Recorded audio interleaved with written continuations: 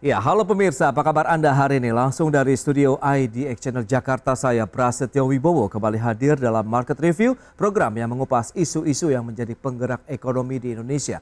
Live streaming kami bisa Anda saksikan juga di idxchannel.com. Dan langsung saja kita mulai Market Review selengkapnya.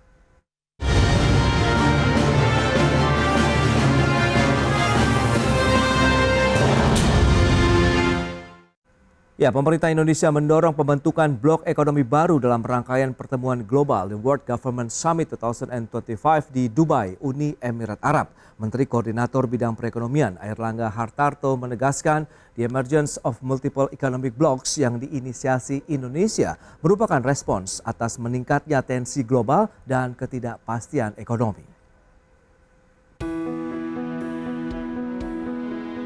Hadir menjadi panelis di Forum Ekonomi World Government Summit 2025 di Dubai, Indonesia diwakili Menteri Koordinator Bidang Perekonomian Airlangga Hartarto mendorong terwujudnya blok ekonomi baru seiring meningkatnya tensi global dan ketidakpastian perekonomian dunia.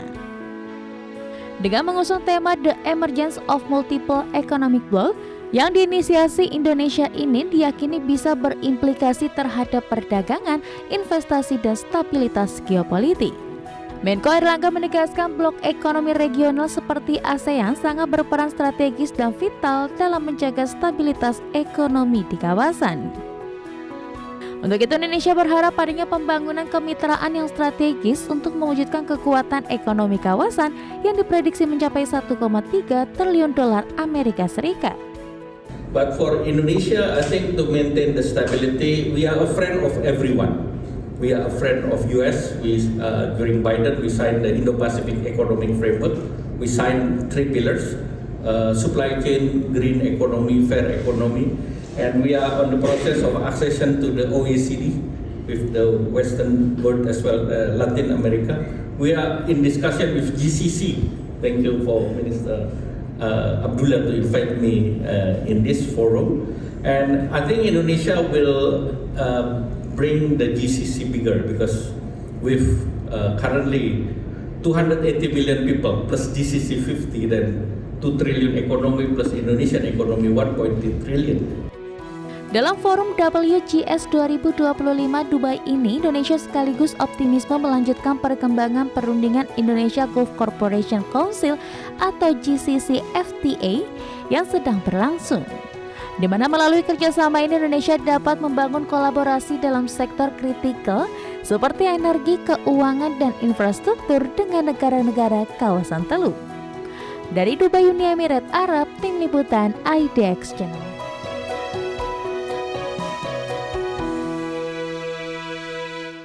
Ya, pemirsa, untuk membahas tema kita kali ini, Indonesia usul pembentukan blok ekonomi baru. Kita sudah tersambung melalui Zoom bersama dengan Bapak Beni Sutrisno, Ketua Umum Gabungan Perusahaan Ekspor Indonesia atau GPI. Dan sudah bergabung juga ini Prof. Telisa Aulia Valianti, Ekonom Fakultas Ekonomi dan Bisnis Universitas Indonesia. Baik, terima kasih juga atas waktu yang disempatkan. Dan sebelum membahas lebih jauh, kita akan review terlebih dahulu dari Prof. Telisa ini terkait dengan bagaimana sih hubungan Indonesia saat ini dengan negara lain, terutama di kawasan pertumbuhan ekonomi baru seperti di wilayah Asia, Timur Tengah, dan juga Amerika Latin. Ya, tentunya Indonesia kita tahu bersama ya cukup prominent ya di dalam hal kerjasama internasional. Pertama kan Indonesia adalah sebagai negara non-blok ya. Kita tahu kita adalah negara non-blok. Kemudian yang kedua dengan bergabungnya di awal tahun 2025 yang cukup sangat signifikan yaitu bergabungnya Indonesia di dalam BRICS dan kemudian juga menjadi negara yang dicanangkan untuk menjadi anggota OECD ya dalam proses aksesi menuju OECD. Jadi Indonesia tuh kalau kita lihat cukup aktif. Kita juga berhasil menyelenggarakan kemarin KTT ASEAN dengan sukses tahun 2023 ya. Kemudian juga KTT G20 kalau kita ingat ya. Indonesia juga termasuk negara G20 yang terkemuka. Nah, tadi disampaikan bahwa ini muncul berbagai macam kerjasama ini menghadapi berbagai ketidakpastian dan peningkatan tensi geopolitik tadi disampaikan ya di dalam tayangan. Nah, itu saya setuju sekali bahwa memang ini meningkatnya ketegangan geopolitik ini menimbulkan kekhawatiran tentu bagi berbagai negara. Nah, Indonesia sebagai motor pertumbuhan ekonomi dunia ingin mengajak mungkin mitra-mitra yang negara-negara yang tumbuh itu tadi juga sebagai motor pertumbuhan untuk menjaga stabilitas dari pertumbuhannya itu sendiri di tengah ketidakpastian tadi. Makanya muncul isu-isu Indonesia ingin membentuk blok ekonomi baru. Itu hal yang positif, tapi juga nanti perlu dilihat lagi. Yang sudah existing kan juga banyak nih blok-blok ekonomi yang Betul. ada. Bagaimana peta-peta ini akan berubah nih dengan Trump 2.0 yang kemarin agak mengkhawatirkan kalau saya melihat memang terakhir ya hari tadi malam ataupun kemarin malam itu pernyataan Trump yang sangat tegas menyatakan bahwa negara-negara harus menerima bahwa Palestina misalkan harus dipindah gitu ya dari Gaza karena Amerika ingin menguasai Gaza. Nah ini yang agak mengkhawatirkan nih secara geopolitik. Kalau Hmm. saya melihat dari teori geopolitik, wah kayaknya cukup serius gitu ya Trump ini akan melakukan itu dan kemudian dia mengancam negara-negara yang selama ini membela kepada Palestina untuk menerima warga negara Palestina gitu dan dia mengancam negara-negara Arab kalau tidak itu nanti bantuannya akan dicabut. Nah, jadi ada hubungan sama masalah ekonomi juga begitu ya. Jadi dari politik ke Oke. ekonomi dan ketidakpastian ini pasti nanti akan berpengaruh nih ke pasar saham, ke suku bunga, The Fed dan lain sebagainya. Jadi implikasinya sangat banyak. Jadi memang ini kondisi betul-betul lagi turbulen dan kita memang harus anticipate seperti itu. Nah, itu jadi tapi apakah Ya. memang solusinya dengan blok ekonomi? Nah, itu harus kita diskusikan lagi ya. Seperti Oke, itu. oke, ini menarik, Prof. Nah, lantas dari pelaku usaha sendiri, Pak Beni melihat bagaimana posisi Indonesia kalau tadi sudah disampaikan begitu dengan ada inisiasi pembentukan blok ekonomi baru, apakah Indonesia memang perlu melakukan hal tersebut? Anda melihatnya seperti apa ini, Pak Beni?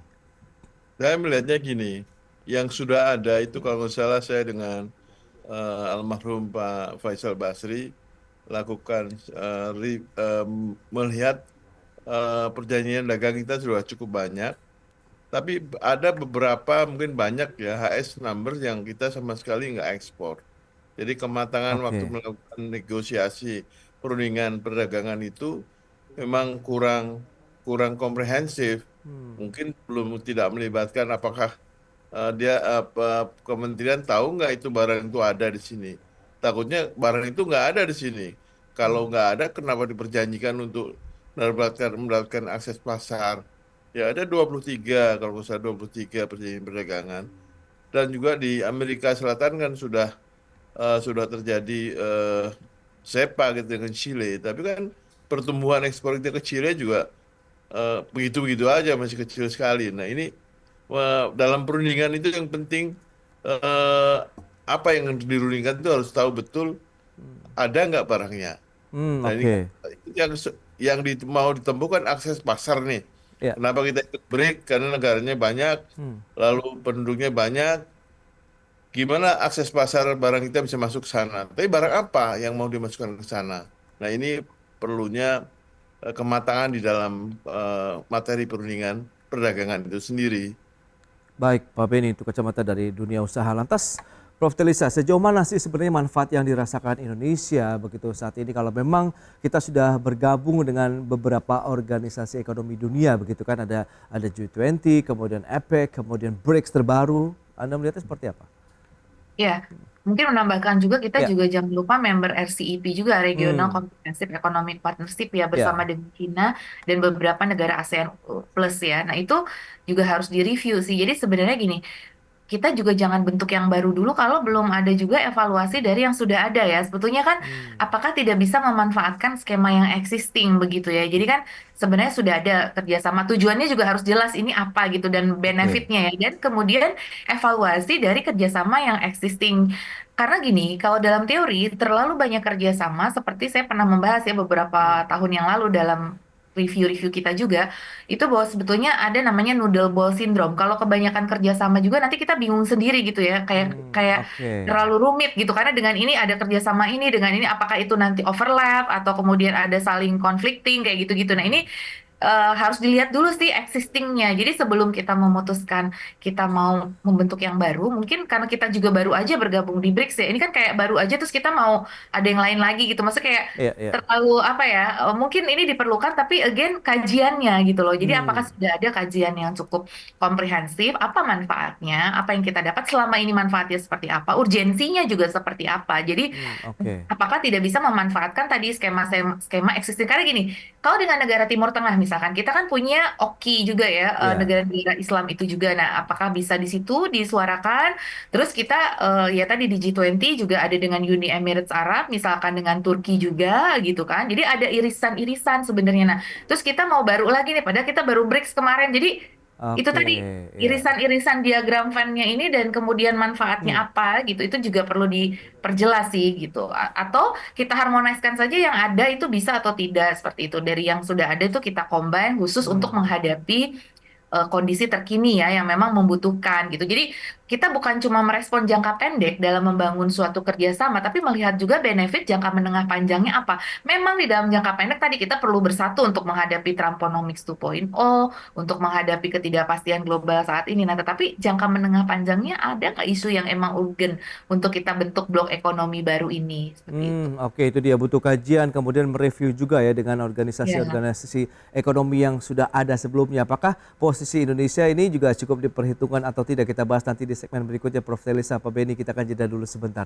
Dan pemirsa, pastikan Anda masih bersama kami.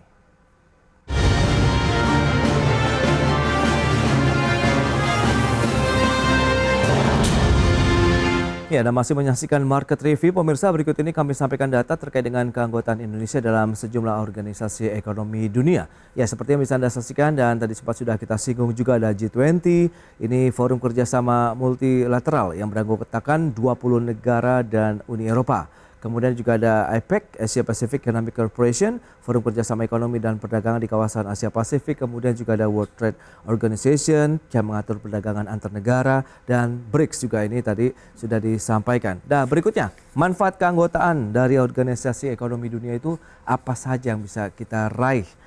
Yang pertama ada memperkuat posisi Indonesia di dunia internasional, kemudian mendapatkan akses kepada panduan dan praktik terbaik dalam berbagai bidang kebijakan, memperjuangkan kepentingan nasional dengan dukungan internasional, memperoleh informasi dan pengetahuan lebih awal tentang perkembangan global, dan juga membantu dalam memperbaiki tata kelola pemerintahan dan menciptakan lingkungan bisnis yang lebih kondusif. Baik, kita akan lanjutkan kembali perbincangan bersama dengan Bapak Beni Sutrisno, GPI, kemudian Ibu Telisa Aulia Valianti, Universitas Indonesia. Nah, Pak Beni, lantas kalau kita lihat dari posisi GPI sendirilah, kalau bagaimana sih posisi Indonesia juga begitu dalam organisasi ekonomi yang tadi sudah disampaikan, apakah kita ini cukup diperhitungkan, memberikan peran yang cukup signifikan sebelum nanti kajian-kajian yang diharapkan oleh Prof. Telisa juga perlu disampaikan juga nih untuk mengoptimalisasi organisasi yang sudah dimasuki Indonesia sebelumnya?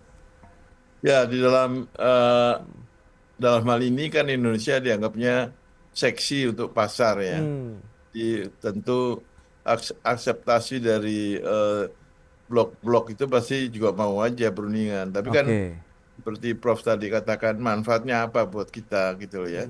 Kalau hanya dianggap pasar aja, berarti kan kita sebetulnya kan dalam perundingan perdagangan itu kan harus win-win ya. Apa yang kita miliki, yang mereka nggak punya, dia ambil dari kita, yang kita nggak punya ambil dari dia. Jadi saling komplementer gitu loh. Nah ini saya rasa kematangan di dalam perundingan, bahan yang akan dirundingkan itu penting sekali.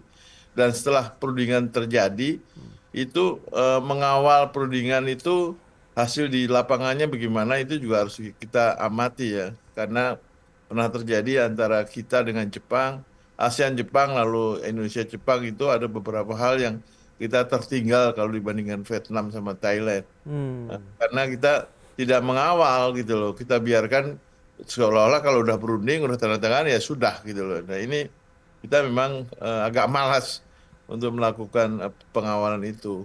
Senang berundingnya sih ya, tapi mungkin dengan Iya, saya iya, iya. dengan pemotongan anggaran ini apakah masih ada nggak anggarannya untuk berunding ini, Prof? Oke, oke. Ya, Nah ini, kan itu kan jalan-jalan ke luar negeri lah kira-kira gitu ya. baik, Kita baik. perundingan dengan Eropa aja sudah 17 kali pertemuan sampai hari ini belum selesai. Ya ini yang penting sekali sebetulnya. Sementara Vietnam sudah selesai dengan Eropa, Thailand sudah, kita belum. Nah, kenapa kita belum? Nah ini kan banyak hal yang harus kita bicarakan antara pemerintah dengan pelaku usaha. Karena yang dirundingkan itu materinya di pelaku usaha. Oke, baik Pak Beni. Nah, lantas Prof. Telisa, kalau memang tadi yang sudah disampaikan Pak Beni, langkah apa yang perlu dilakukan begitu? Kalau memang perlu juga ada kajian, kemudian manfaatnya juga seberapa luas, jangan sampai Indonesia hanya menjadi pasar saja begitu. Iya, betul. Ini kan memang usulannya katanya dari Indonesia ya. Jadi Hmm, mungkin ada hal strategik yang dilihat, tapi saya setuju sekali dengan yang disampaikan oleh Pak Beni bahwa manfaat apa sih buat dunia usaha dan mungkin juga untuk kerjasama ekonomi tentunya sebaiknya stakeholder itu dilibatkan ya. Jadi bukan hanya dari sisi G2G, dari oke. government, tapi dari bisnisnya juga seperti apa, baik B2B maupun G2B. Jadi kepentingannya apa, dunia bisnis itu seperti apa yang diharapkan supaya Ya, tadi kerjasama ini betul-betul memang bermanfaat dan tadi menggarisbawahi terkait perjalanan luar negeri yang sedang dipangkas juga dalam perundingan itu mungkin apakah bisa lewat Zoom juga kita efisienkan kan karena misalkan perjalanan dinas luar negeri memang sedang dipangkas kalau kita bicara ya jadi artinya tadi oke. antara benefit dengan cost-nya itu harus betul-betul kita pertimbangkan makanya balik lagi ke kajian jadi ya sebetulnya kajian juga nggak melulu nggak penting ya kalau dalam seperti ini kan kita butuh kajian juga maksudnya bukan cuma eksekusi tanpa kajian juga nanti akan menjadi suatu yang sia-sia karena kalau misalkan kita tidak mengkaji dulu ini benefit cost analisisnya seperti apa, takutnya nanti costnya lebih daripada benefitnya gitu loh. Jadi Hmm, apa namanya kita juga apa urgensinya kan pasti gini ini kan ada ahli ekonomi, ada ahli strategi diplomasi politik ya, internasional ya. Jadi oke. kedua ahli ini harus melihat gitu apakah ini pendapat dari kacamata diplomatik internasional saja bahwa itu memang penting secara diplomatik tapi in cases of economy urgensi dan cost benefit analisisnya seperti apa tetap harus masuk juga di dalam pertimbangan karena kan ini Hmm, judulnya pembentukan blok ekonomi baru. Apakah Indonesia secara strategis mau mengambil kepemimpinan di tengah dunia yang sedang tidak pasti? Mungkin kita pengen jadi kayak semacam leader ya di oke. dalam blok ekonomi baru karena kalau di BRICS kan leadernya China mungkin Ya, seperti ya. itu. Nah, apakah memang mungkin ada? Saya nggak tahu nih. Makanya dari Hmm, pemerintah sendiri mungkin nanti perlu ada narasumber dari pemerintah, dari Kemenlu atau dari Kemendak mungkin yang bisa menjelaskan hmm. apa sih strategik urgensi kita untuk blok ekonomi baru ini gitu untuk menghadapi ketidakpastian. Yes, tapi itu tadi apa sih manfaat dan benefitnya sudah diakses atau tidak? Atau Indonesia memang punya kepentingan ingin menjadi leader? Dan apa Hmm, manfaat kita dengan menjadi leader tersebut ya? Mungkin kita pengen mengambil kepemimpinan ini gitu di tengah oke. ketidakpastian politik ini Indonesia menjadi poros ekonomi baru gitu seperti itu yang mungkin Hmm, bisa lebih daripada perannya di BRICS gitu di mana BRICS sudah sangat dominan dari China-nya dan Rusia seperti itu. oke, tapi dari sisi momentum tepat tidak sih Prof. Telisa kalau kita lihat begitu dengan adanya usulan ini kan niatnya ataupun dasarnya adalah untuk menjaga meningkatkan stabilitas ekonomi di kawasan juga misalnya atau di satu wilayah tertentu. Ya kalau secara momentum memang tentu ya sekarang ini Hmm, memang kondisinya kan memang sedang memanas ya hmm, geopolitik tadi sudah disampaikan bahwa geopolitik kita sangat ansa apalagi pernyataan terakhir Trump tadi itu sangat luar biasa mencengangkan gitu ya jadi itu memang momentum sih yes ya, tapi again tadi apa benefitnya kemudian juga tadi harapannya itu melibatkan masyarakat untuk berpartisipasi ya setidaknya ada oke. perwakilan-perwakilan tadi dari pengusaha akademisi Hmm, pengamat dan lain sebagainya untuk memberikan masukan agar nanti ini memang betul-betul bermanfaat dan ada keterlibatan dari masyarakat jadi nggak eksklusif dari pemerintah saja gitu supaya kita punya sense of belonging bersama dan nanti pembentukan jika pun nanti terbentuk ini juga lebih bermanfaat dan bisa dimanfaatkan seperti oleh pengusaha apa manfaatnya dengan blok ekonomi hmm, baru ini gitu kan itu oke. kan yang paling penting kan sekarang pengusaha menghadapi masalah nih dari melemahnya demand dari pemerintah dan ancaman PHK gitu kan nah itu Hmm. bagaimana ini dengan ekonomi baru itu apakah akan menciptakan peluang ekspor atau peluang apa gitu ya harus Ya, clear juga gitu. baik. Nah itu dia. Apakah benar-benar nanti bisa dioptimalkan manfaat yang dirasakan dengan pembentukan blok baru ataupun paling tidak memanfaatkan dengan keanggotaan di blok ekonomi saat ini? Begitu kita akan bahas nanti di segmen berikutnya. Pak Beni, Prof. Telisa, kita akan jeda kembali sebentar. Pemirsa, kami akan segera kembali usai pariwara yang satu ini.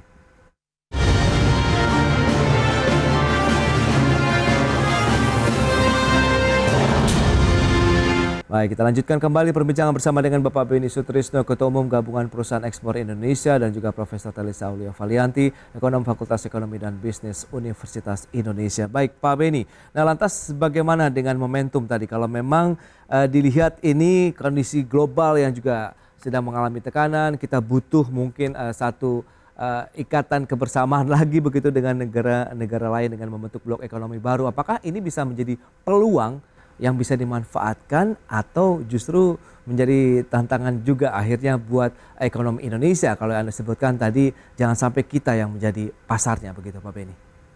Ya, sebetulnya setiap relasi dagang itu adalah peluang. Kita di Kementerian Perdagangan itu ada Komite Pengamanan Pasar Dalam Negeri dan Komite Anti Dumping. Ya, Nah, ini kan muasalnya dari urutan dari WTO dulu kan. Nah, sikap kita selalu menganggap remeh masalah-masalah itu. Sebetulnya kalau saya sering berhadapan dengan teman-teman di Brazil, itu jadi satu kementerian namanya Trade Defense. Jadi oke, mereka lakukan defense terhadap trade-nya dia. Defense bukan bertahan, tapi saling take and give lah. oke. Ya, kita memang kurang itu eh, action daripada teman-teman di Komite Pengamanan Pasar Dalam Negeri. Karena itu impactnya kalau pasar dalam negeri kita terdisrupsi, maka ujung-ujungnya buahnya adalah PHK karena perusahaannya tutup. Nah, Oke. inilah yang harusnya menjadi bagian daripada tujuan utama. Kenapa kita melakukan ekspansi blok dagang, yaitu kita melakukan ekspansi pasar. Nah, tinggal sekarang kajian terhadap pasar itu teman-teman seperti Prof. Talisa ini yang harus melakukan kajian-kajiannya. Pasar apa yang harus mau digarap ke situ ya? Mungkin kalau di Timur Tengah itu diantaranya karena banyak diaspora kita, mungkin apa kalau GCC itu menggunakan biaya biaya masuk terhadap negara GCC itu nol. Nah, terhadap kita kalau sudah jadi anggota mungkin nol juga, yaitu misalnya kita ngirim teri lah ya, ikan teri itu diminati oleh diaspora kita di sana cukup banyak. Nah, ini hal-hal seperti ini tentu merupakan kesempatan bagi kita untuk melebarkan pasar. Tapi juga kita harus perhatikan juga, Ya. kita juga apa yang harus kita perhatikan barang mereka yang masuk ke sini. Kan dia pasti minta juga, nggak mungkin kita minta dia nggak minta. Dia juga minta supaya Oke. masuk pasar ke Indonesia karena Indonesia banyak orangnya kira-kira gitu. Nah, ini perlu kajian yang lebih dalam lagi deh. Oke, oke, Pak Beni. Nah, Prof. Telisa lantas bagaimana? Apa yang perlu dilakukan? Perlukah kita juga memang akhirnya mengkaji kembali atau memang ini menjadi peluang Indonesia kalau kita memang menjadi salah satu inisiator pembentukan blok ekonomi baru. Samping kita juga untuk mengatasi kondisi ekonomi Indonesia, memperluas akses pasar dan juga nantinya berpotensi untuk menarik investasi asing ke Indonesia, Prof. Telisa. Iya, tentu sekali lagi pasti dibutuhkan kajian ya, tetap kajian itu. Tapi kan pemerintah seharusnya juga sudah mengkaji ya sebelum melakukan memutuskan itu kan seharusnya di Ya, level pemerintah sendiri itu sudah ada kajian-kajian awal sebelum meluncurkan sesuatu kan teorinya seharusnya itu sudah dikaji. Cuma mungkin kajiannya masih awal, masih singkat. Nah itu perlu diperdalam. Tadi saya setuju yang disampaikan Pak Beni, memang perlu diperdalam ya. Jadi kajian itu bukan berarti tidak semuanya penting, tapi ada ya dalam beberapa hal ini harus kita membidik yang tepat gitu loh supaya membidiknya oke. itu tepat gitu apa sih yang kita bidik. Nah tadi setuju kalau terkait dengan pasar Timur Tengah kita memang kan butuh pasar non tradisional karena kan ini Trump menerapkan tarif yang tinggi ya kepada berbagai negara termasuk ancaman kepada BRICS mau menerapkan tarif 100% apabila BRICS melakukan dedolarisasi dan lain sebagainya. Jadi memang market di antara kita yang non US, jadi ini kan kita sebetulnya lagi mau menggarap market yang non US ini karena kan US ini pasar dari berbagai negara berkembang. Kan ada US, ada Eropa, kemudian ada negara-negara berkembang yang selama ini mensupport kepada US dan Eropa kan kalau kita baca petanya seperti itu. Nah, ini Oke. sekarang negara-negara yang non US dan Eropa ini karena di tengah perang dagang US dengan Cina yang semakin memanas, itu kan bagaimana nih konstelasinya? Nah, itu harus kita petakan lagi dengan konstelasi yang berubah ini, kita jadi member BRICS, peluang-peluang apa tadi, dan setuju banget memang diversifikasi pasar dan juga diversifikasi investor itu sangat kita perlukan ya. Jadi Oke. mungkin ini memang betul diperlukan sebagai peluang tadi, tapi tadi yang ada apa gitu loh yang sehingga diperlukan baru gitu loh yang ada. Nah, yang ada itu harus dievaluasi apa nanti perbaikannya sehingga nanti ketika yang baru ini juga udah lebih tepat apa yang kita sasar. Makanya market intelligence menurut saya itu menjadi sangat penting juga.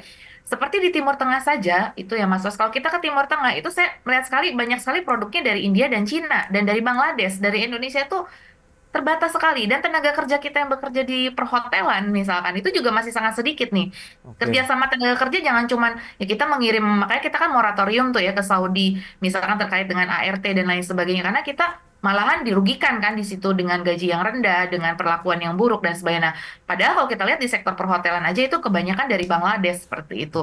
Dan produk-produknya itu kebanyakan dari Bangladesh dan China. Dari Indonesia tuh padahal orang kita kan ke sana mau menyumbang berapa devisa ke Saudi gitu misalkan, tapi tidak sebanding banget dengan produk yang kita bisa ekspor atau apa ke sana gitu ya. Jadi itu banyak sekali sebetulnya peluang. Nah, kenapa kita selama ini nggak bisa? Nah, itu mungkin Pak Beni juga pengalaman nih. Ya, Kalau kita, ya sederhana aja, kalau ke Timur Tengah kan kita beli oleh-olehnya made in-nya China dan Bangladesh gitu, atau hmm, India kebanyakan. Jadi ya, nggak, ya. padahal yang beli banyak kan orang Indonesia gitu loh. Maksudnya, padahal kualitas kita sebetulnya barang-barang kita tidak kalah ya untuk market Timur Tengah, sebetulnya bisa dikembangkan apa gitu. Tenaga kerja kita kurang, nggak ada. Kalau kita ketemu orang-orang kebanyakan dari Bangladesh gitu ya kalau ke Timur Tengah itu. Jadi ataupun India gitu. Jadi itu juga perlu jadi satu evaluasi tersendiri gitu. Padahal kita banyak menyumbang ke Timur Tengah. Nah, itu harus dinegosiasikan ya. Apa waktu Raja Arab datang ke Indonesia, itu kan kita berharap tuh mereka investasinya besar. Ternyata investasinya kecil. Kenapa? Itu perlu kita evaluasi gitu. Malah mereka Oke. gede ke Malaysia, malah gede ke Cina gitu. Yang negara non beda gitu, Baik, maksudnya baik. nggak serupun gitu dari sisi ini ya, maksudnya sesama negara Muslim misalkan seperti itu. Nah itu kan satu hal yang perlu kita evaluasi gitu. Kenapa? Nah ini makanya maksudnya hal-hal itu perlu dibereskan dulu sebelum kita memutuskan mau blok ekonomi baru ini apa tujuannya. Kalau enggak ya tadi nanti again ya itu cuma jargon aja, ada judulnya kita keren gitu, tapi manfaat ekonominya tuh kurang terasa. Nah itu yang kita hindari. Jadi Baik, kita ada baik. kerjasama itu terus masyarakat sendiri nggak punya sense of belonging. Apa sih kita keuntungannya Ya. dengan bergabung di RCEP dengan apa sih tetap aja misalkan kita kok cari kerja agak lebih sulit ya sekarang. Misalkan kalau di masyarakat Hmm, bawah kan grassroots pikirannya itu aja, kerja gampang, cari uang gampang gitu kan. oke. Apa kesejahteraan terjamin, kesehatan terjamin, pendidikan terjamin gitu. Ya, Baik, itu dia apa Prof. manfaat langsungnya itu mungkin perlu disosialisasikan juga supaya ada sense of belonging. Masyarakat juga mendukung, dunia usaha juga mendukung seperti itu. Baik, ya intinya memang perlu ada kajian yang lebih dalam lagi terkait dengan bagaimana manfaat dari pembentukan blok ekonomi baru, seberapa besar manfaat yang bisa dirasakan tidak hanya bagi pemerintah, tapi juga dunia usaha dan masyarakat begitu. Sehingga tadi benar-benar apakah bisa menarik investasi, kemudian bisa menciptakan lapangan pekerjaan di Indonesia, dan ujung-ujungnya adalah meningkatkan kesejahteraan ataupun taraf hidup masyarakat Indonesia ke depannya. Baik, Prof. Telisa, terima kasih banyak ini atas informasi analisis yang sudah diberikan Pak Beni. Terima kasih juga atas update yang sudah disampaikan kepada pemirsa. Selamat melanjutkan aktivitas Anda kembali. Salam sehat dan sampai berjumpa kembali. Terima kasih Prof. Telisa, Pak Beni. Terima kasih Terima Prof. kasih Terima Mas kasih Mas Pras, terima Pras. kasih Pak Beni, terima kasih semua.